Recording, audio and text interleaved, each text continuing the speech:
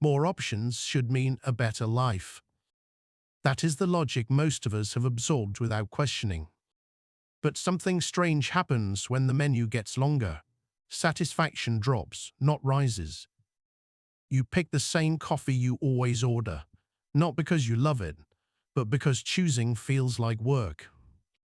The problem is not indecision. The problem is that abundance quietly turns every choice into a loss. You have probably stood in a supermarket aisle longer than you expected.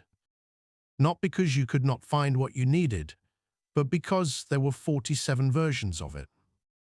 And when you finally picked one, you walked away with a faint, irrational sense that you had probably chosen the wrong one.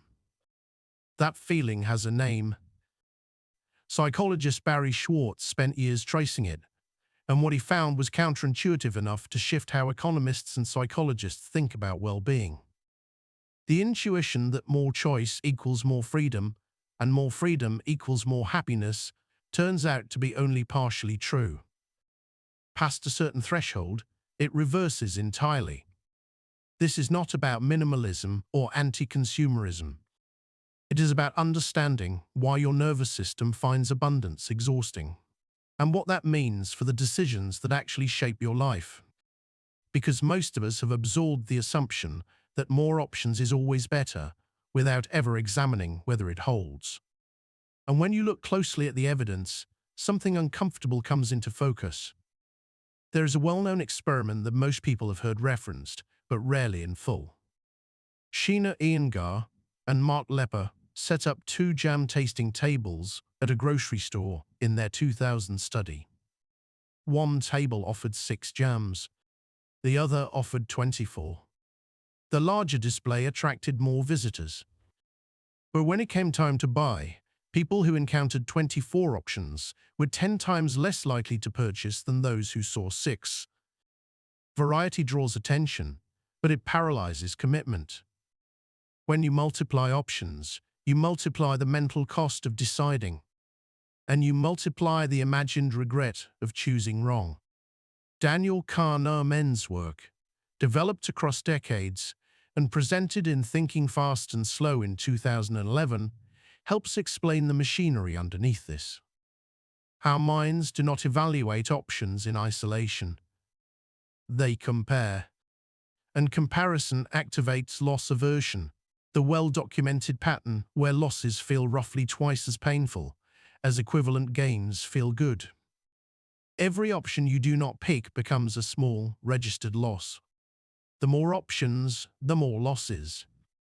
The psychological bill of any decision grows, even when the actual outcome is identical. This is not a flaw in reasoning. It is the mind doing precisely what it was built to do, scanning for risk, calculating cost. The difficulty is that this system was calibrated for scarcity. It was not built for a world where the default condition is surplus. So what was once a useful cognitive tool now produces a chronic, low-grade sense of dissatisfaction that most people never trace back to its source.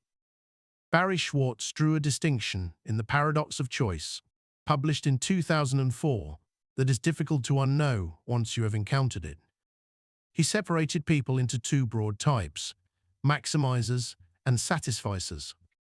A maximizer needs to know they chose the best option available. They research, compare, revisit, and often re-examine the decision after it is made. A satisficer sets a threshold, good enough, and stops as soon as something clears it.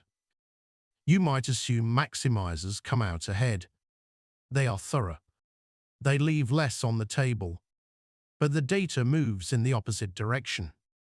Maximizers consistently report lower satisfaction with their choices, higher rates of regret, and greater susceptibility to depression. Not because their outcomes are worse. Often their outcomes are measurably better by external measures.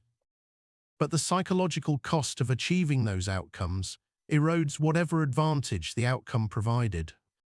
Schwartz traced this pattern across job searches, relationship decisions, and everyday consumer choices.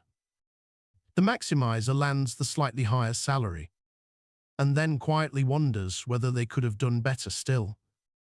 What keeps me returning to this finding is what it implies about ambition. We treat the drive toward the optimal as a virtue, and in specific contexts, it probably is. But as a general orientation toward every decision in your life, it becomes quietly corrosive. The person who insists on the best option available in every domain is not living more fully.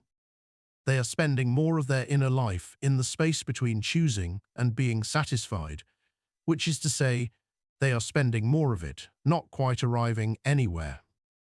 Knowing about the paradox of choice does not dissolve it, but it does shift where you place your attention.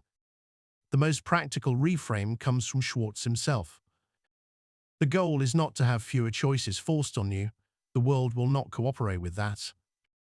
The goal is to practice being a satisficer in the domains where maximizing costs more than it returns.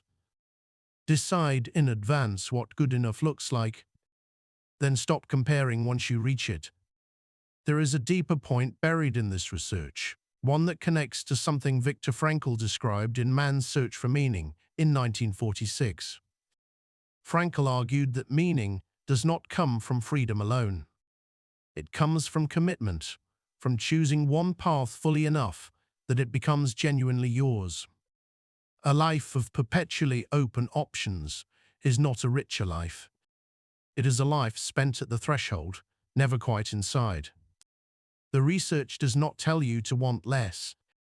It tells you that wanting the best from everything tends to produce the persistent feeling of having nothing. Setting a standard, meeting it, and then closing the door on the alternatives is not settling. It is, paradoxically, how satisfaction actually works. Commitment is not the enemy of freedom. It is what transforms a choice from an abstract possibility into an actual life. If this kind of careful look at how the mind misleads itself is useful to you, there is more of it here. Each video is an attempt to give you a slightly better map of your own psychology, not rules to follow, just a clearer picture of what is already happening inside you.